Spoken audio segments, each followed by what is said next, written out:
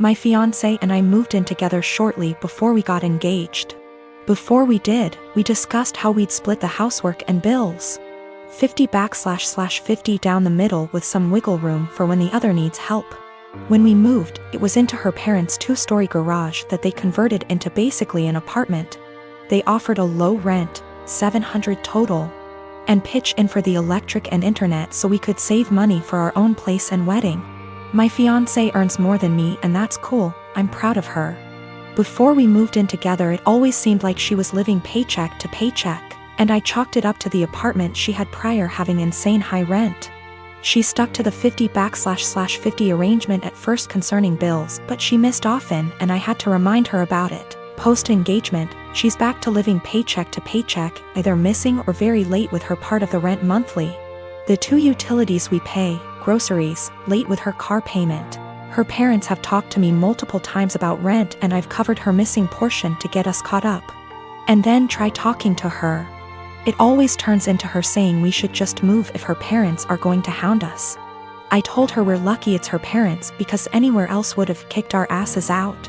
On top of that, I pay my own bills, do about 65% housework, arrange and pay for most of our dates and vacations. Gifts for her, pay most towards our pets.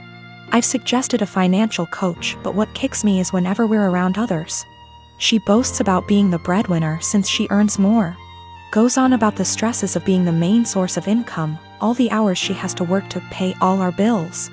I was letting it slide until few days ago we were at a get-together. She and her sister started up again about her being the breadwinner. Her sister said something to the effect of her ex-boyfriend had a hard time being with someone who earned more, and my fiancé went, "Good thing OP doesn't mind me bringing home the pay." I told her just because she earns more doesn't make her the breadwinner when she blows it all on herself and I'm paying most the bills. She's embarrassed now and keeps saying I made her look bad and got her in trouble with her parents, because they want to see what she spends her money on each month, but I don't think I did anything wrong. Last night I was ready to just postpone the engagement, as of this morning after a lot of talking and things coming to light. We are broken up. She insisted we could afford her purchases based off our total incomes. Her parents were under the impression she was also paying off my student loans, my car, my phone, and paying for our vacations. She didn't get evicted from her last apartment, but she was late with her rent often enough that they weren't going to renew her lease. So she didn't suggest us moving to a bigger apartment at her building. Biggest nope, I'm out. The monthly take-home amount she told me was what she earned before wage garnishment kicked in addition to mass debt. She's been doing some online stuff to make up for the money she loses due to that. I got the ring back. I am 18 years old male, I'm a high school senior and proposal season is currently in full swing. I was in my AP Chem class when suddenly an entourage of people entered my classroom with a disabled girl. She has cerebral palsy, that I know. I first saw the posters and the bouquet of flowers she was holding and thought, "Aww, that's sweet of her." Then they revealed the posters and I read my name and was completely taken aback. I literally almost had a anxiety attack. I didn't know what to say at all and the entire class was cheering and people even started filming. I was straight up frozen for a minute and I could feel myself burning up with embarrassment. Of course I wanted to say no, but since it was so public and everyone was waiting for me to say yes, I did and hugged her. Everyone clapped including the teacher and I was mortified. One of my buddies asked me if I was okay. Afterwards, since apparently I looked like I was gonna burst into tears, and I told him I literally did not expect that at all, and I didn't want to say yes. He suggested that I go find her after school or something and explain that to her and I agreed. Now, this girl is really nice. We had a class together last year and sat next to each other for a majority of it and talked quite a lot. I would say we were friends then, but we haven't spoken more than 2 times this school year, so we've definitely drifted apart. That's why I was completely shocked when she sprung the prom asking on me. Usually, people have their friends make sure that the other is at least aware before doing the asking to prevent situations like this. I was contemplating if I should just bite the bullet and go with her, but decided I just couldn't because it is my senior year prom and I was already starting to plan my asking. There's this girl that I've liked for a couple of months now, and I recently heard from my friends that she likes me back. So I was gonna ask her. So I ended up going to the special ed classroom after school where I found her and asked if I could speak to her outside. I told her everything and how I really appreciated the gesture. But I was already planning on asking my crush to prom, and she was crushed. She started crying really loudly and asked me why I couldn't have just said no, and I said that I didn't want to embarrass the two of us in front of all those people. At this point, one of her aides came out to check on us since she could hear the crying, and the girl told her aide what happened, and she straight up glared at me and said, "That's not okay."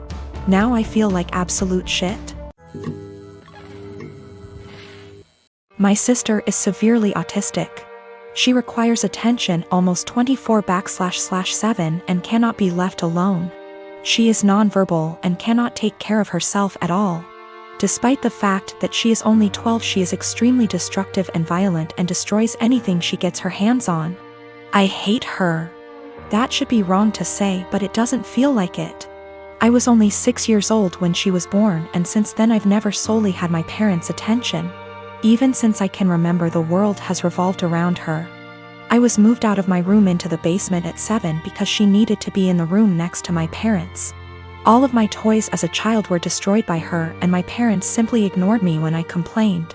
Even when I was 14 and she destroyed a Mac my school gave me, I was in the wrong. Along with this, I am expected to take care of her and drop everything I do for her. I can never make plans with friend because my parents expect me to be there if they need me to take care of her. Even when I do somehow get time to myself, I am required to leave if they need me. If I do not, then I am punished. The recent example of this is when I went to see the new Spider-Man movie and was grounded because I turned my phone off in the theater. It seems as if I am nothing more than a slave to them, and anything involving her simply overshadows me. This last week I was chosen to give a speech at a school event. I was so excited, and my parents promised to be there, but they never showed and claimed it was because of my sister. Anytime anything like this happens for me, they are too busy with her. I've held this in for so long, and it finally spilled out today. While talking about colleges with my father, he joked that I should get a degree that pays well so when they're gone I can take care of my sister. I don't know why, but this caused me to break down. I cried and screamed about how it always about her. I'm nothing more than a caretaker to them, that they always make it about her, and that I'm expected to be her slave for the rest of my life. I've locked myself in my room since then, and my parents have not come to check on me. It's not her fault that she was born the way she is. My parents came to talk to me a while after my breakdown, but I was unable to bring myself to talk to them and only cried and asked them to leave. They have made arrangements with my grandfather for me to stay with him for the time being, and am getting ready to go to his house. My parents want to talk to me, but we have decided it's best I leave for now to have some space and time to collect myself. We will be sitting down and talking later this week about this issue. When my sister, Annie, was 18 and I was 21, she got pregnant and had a daughter, Sophie. She developed what we believe was postpartum depression, but was never diagnosed as she refused therapy. When Annie's school started up again, our mother took on all childcare of Sophie. As Mum took on more childcare, Annie seemed more like her old self, happy, outgoing, generally mentally healthy. Then within 6 months of Sophie's birth, Annie got pregnant again with another girl, Laura, and the cycle of PPD symptoms, Mum taking over, and Annie's mood improving repeated. When Laura was 2 and Sophie was 3, Annie decided to move out of our parents' home, alone, and said she wanted our parents to adopt/raise her daughters. They said no. Annie said she couldn't take care of the girls as she had her own life, and being a parent made her miserable. My husband and I already had 4 kids of our own. We'd bonded with the girls, and we had the resources for 2 more. So we offered to take them in, and Annie let us legally adopt them before moving about 8 hours away. It's been about 5 years, and the kids are doing well. It was a rough start, but we're now a stable, loving, healthy family unit. Sophie and Laura are 7 and 8, and Annie has recently lost her job and had to move back in with our parents. Annie has now asked for custody of Sophie and Laura. I'm writing custody like that because it wouldn't be custody in the legal sense, as she willingly surrendered all legal rights to the girls and can't get them back. We checked with a lawyer. However, Annie wants the girls to live with her. Initially she said she wanted them full-time and to legally adopt them back from us, which we obviously refused. Then she offered a compromise of alternate weeks, so 50/50 custody. Again, we refused. Given her insistence, we don't even want her around Sophie and Laura. So we've not been going by my parents' house as we typically do.